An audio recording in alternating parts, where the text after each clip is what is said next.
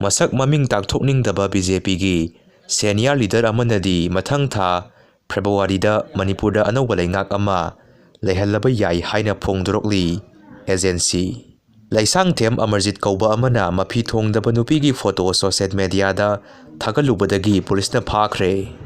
Popular government lakpagi wari Delhi-da paisinari Biswajit Biren Sarda changsinkhre.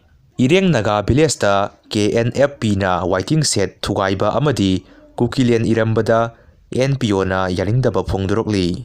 India-na Bangladesh-da landarabadi khudakta Pakistan-na India-da amuk landagani kihankhre. Sandian district-ki Indo-Myanmar border paringda khaba samban anirak suba oina sakhangdabasingna kakthalame hairi. Government-ga yanakibasing thabakta onthoktri fauba Phuthin Naga amasung National Highway 37-da kuki sing chathok chasin tauba thinglagani. Ahanba oina chopter sirinaduna UKLA-gi mathakta operation chathakre. Kangpokpida khusukhulai phagatkre. Kuki-gi kem thugaikhre.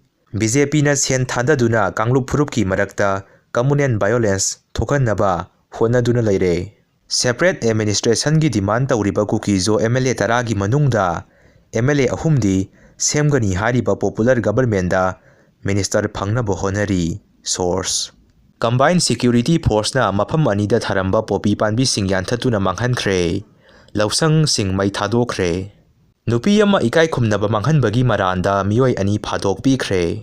Cement concrete road ki lambi mapan siamdana thambana miyamda khudong thiba mayokna hale. Mayongi anauba langongi boat ki campaign haudokre. Sen pibada boat pibagi mahutta afaba candidate khanduna tungi miron kananaba honaminasi. Meeoi Kharana Bonilabu Lanna Unaba Hotnrambani KCP MTFK. Post asigi matangda KCP MC regressive nasu wafam khara thamakli madudi MTFK gi mathakta drone strike chathragani haina asumna phongdorokli. Singjamai singam khongi traffic point aduki matik khudong thiningai oire.